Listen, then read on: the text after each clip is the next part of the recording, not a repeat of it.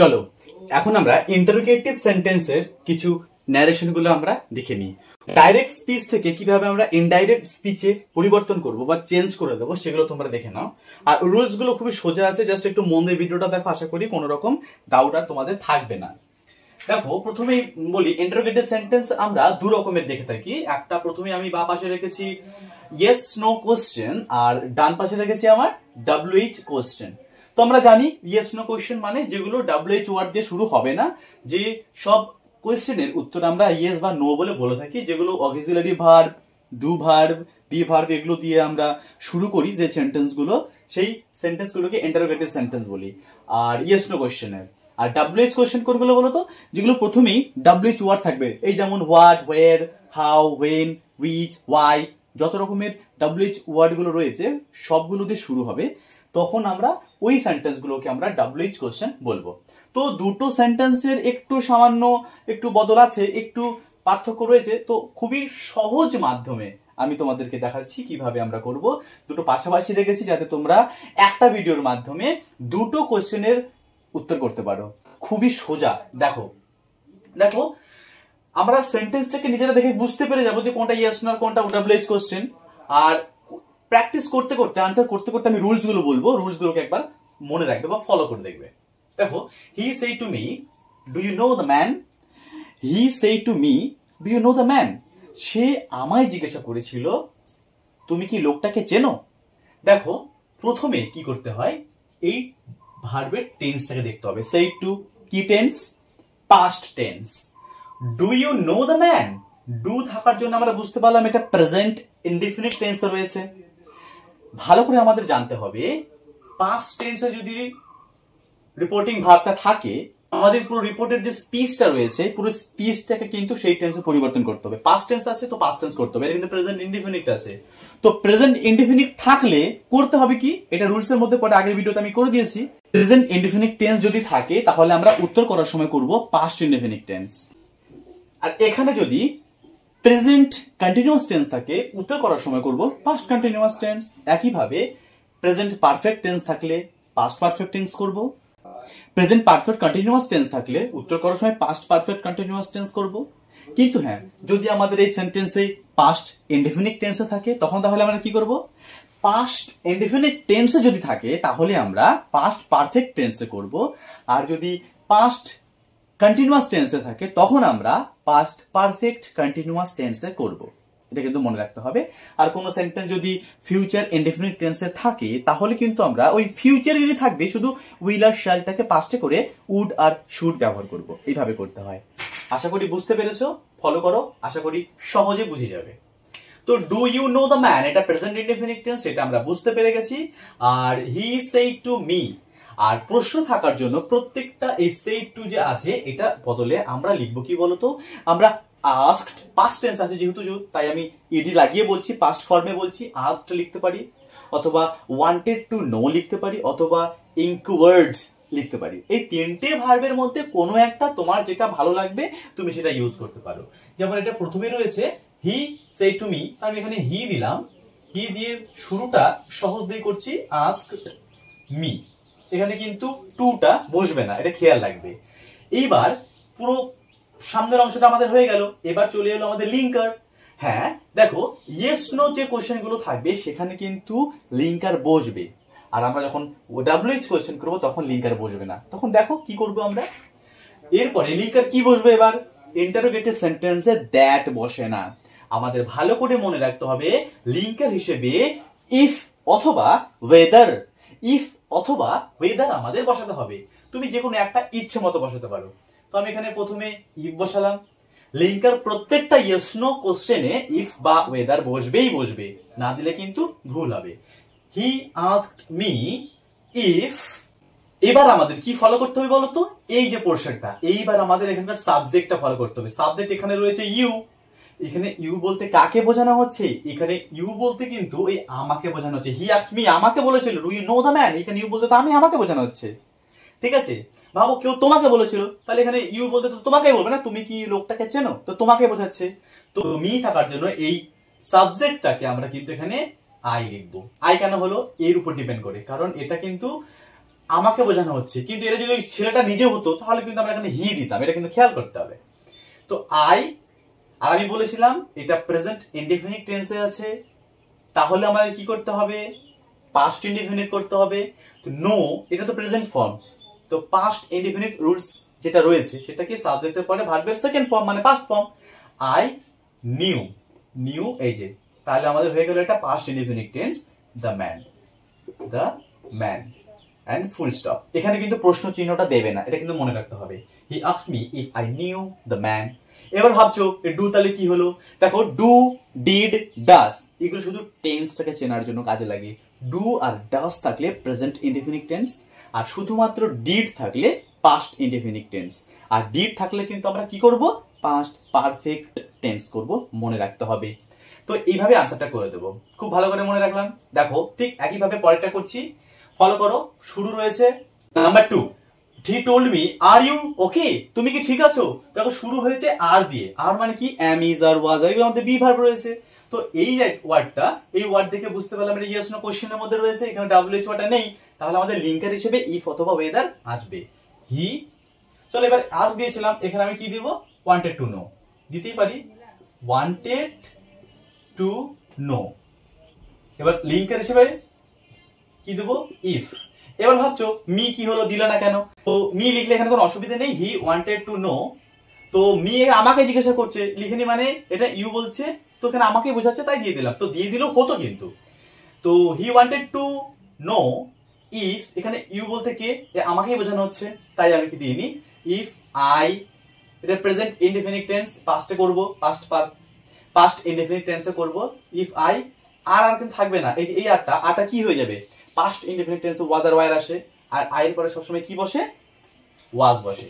If I was okay, বাস and full stop. He wanted to know if I was okay, আমি কি ঠিক ছিলাম কি ছিলাম এরকম বোঝানো হচ্ছে, এটা হচ্ছে ইনডাইরেক্ট স্পিচ।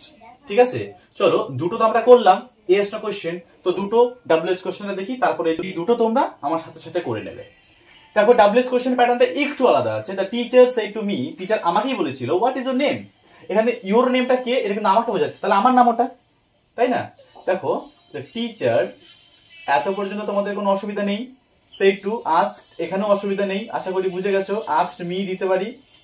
এইবার লিঙ্কার যেটা, এখানে আমরা ইফ দিয়েছিলাম, ডাব্লিউএইচ কোশ্চেনে কিন্তু ইফ বসে না, এটা কিন্তু খেয়াল করতে হবে। মি দেওয়ার পর এবার লিঙ্কারটা কি আছে বলতো, দেখো এটা ভালো করে মনে রাখবে, যখন কোনো ডাব্লিউএইচ ওয়ার্ড দিয়ে শুরু হবে কোনো সেন্টেন্স, ইন্টারোগেটিভ সেন্টেন্স, যে ডাব্লিউএইচ ওয়ার্ডটা থাকবে যেখানে থাকুক, এখানে বা এখানে, ওই ডাব্লিউএইচ ওয়ার্ডটাই এখানে বসবে লিঙ্কার হিসেবে। যেমন এখানে ওয়ার্ড আছে, এখানে ওয়ার্ড বসবে, হোয়ার থাকলে হোয়ার দেবো, উইচ থাকলে উইচ দেবো, হোয়াট থাকলে হোয়াট দেবো, হোয়া থাকলে হোয়াই দেবো, তাই দেবো।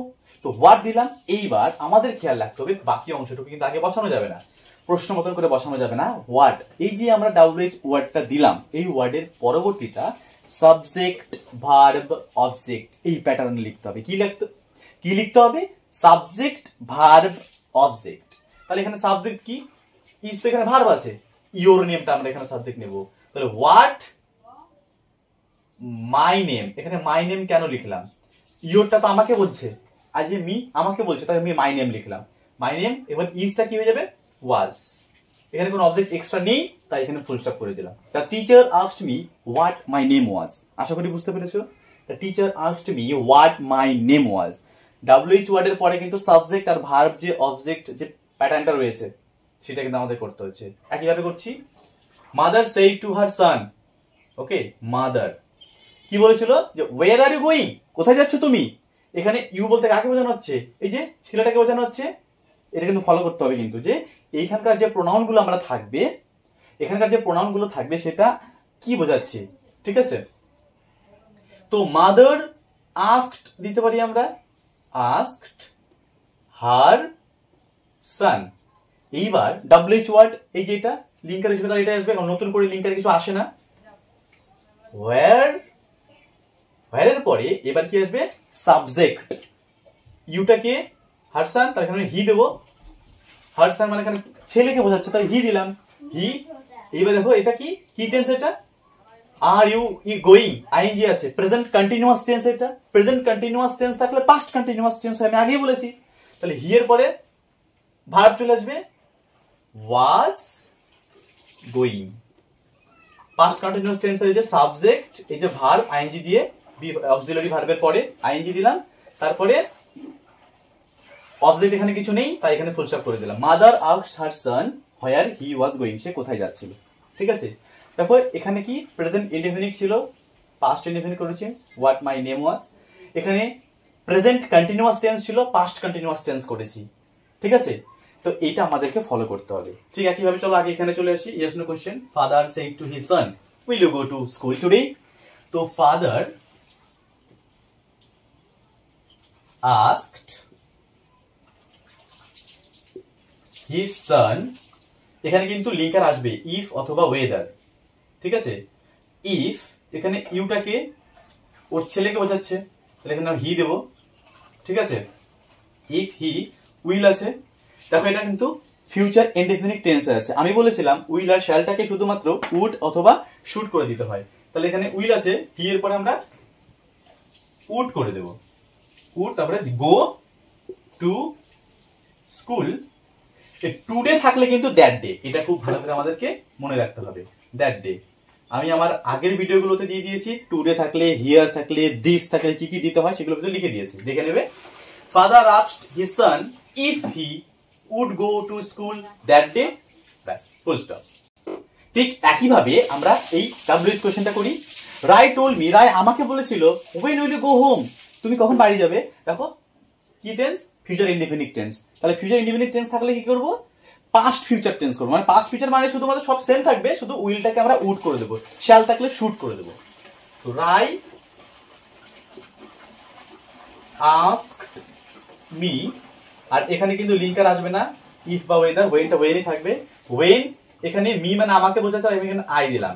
আই, এই ইউ এর বদলে আমি আই দিলাম, কারণ এখানে আমাকে বোঝানো হচ্ছে, আমাকেই তো বলেছে ইউ বলতে। আই এখানে উড আছে, উইলটাকে আমি উড করে দিলাম, তারপরে go home and full stop. Rai asked me when I would go home. Next একইভাবে, he told me can you help me with money. He told me can you help me with money. সে আমায় বলেছিল, can you এখানে you বলতে তুমি কি সাহায্য করবে না, আমাকে বোঝাচ্ছে। এই মিটা হচ্ছে আমি, কিন্তু হেল্প মি সাহায্য করো আমাকে, আমাকে সাহায্য করো কে বলেছিল, ও বলেছিল। এই মিটা হচ্ছে এই হিটা, তাই তো। এই ঠিক বুঝতে পারছো কিনা দেখো, এই যে Mita can you help me with money, আমাকে কি সাহায্য করতে পারো। আর যে কথা বলেছিল সে তো নিজেকে মি বলবে, তো এই মিটা কিন্তু এই হি। আর হি টোল্ড মি আমাকে বলেছিল, সেটা বলেছিল can you help me, you বলতে এখানে আমাকে বোঝানো হচ্ছে। আর যে কথা বলেছিল হি, সে হচ্ছে এই মিটা বোঝানো হচ্ছে। ভালো করে মনে রাখো। তাহলে উত্তরটা কি দাঁড়াচ্ছে, হি। চলো এখানে আমি ইনকিউবার দিয়ে দিলাম। ঠিক আছে, E N Q U I R E D, inquired. Inquired me দিতেও পারো, নাও দিতে পারো। এবার কিন্তু ইফ আসবে।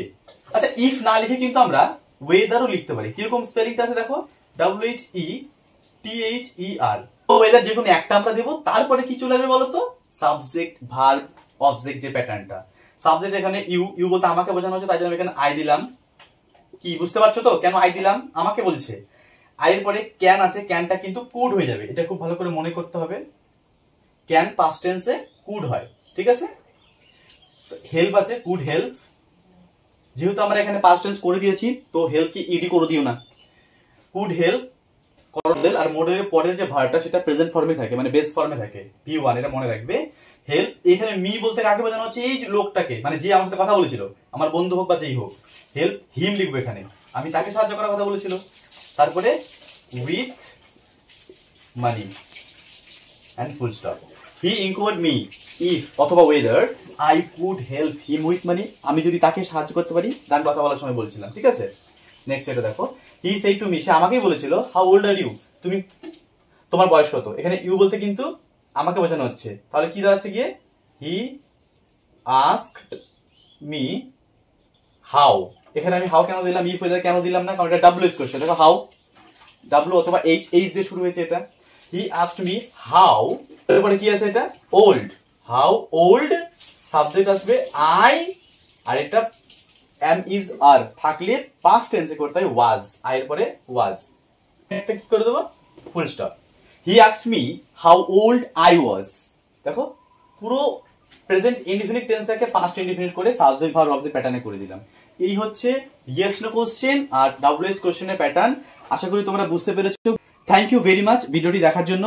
আর ভিডিওটি ভালো লেগে থাকলে একটা লাইক করে দিও, কমেন্ট করে দিও আর বন্ধুদের সাথে শেয়ার করে দিও। Thank you.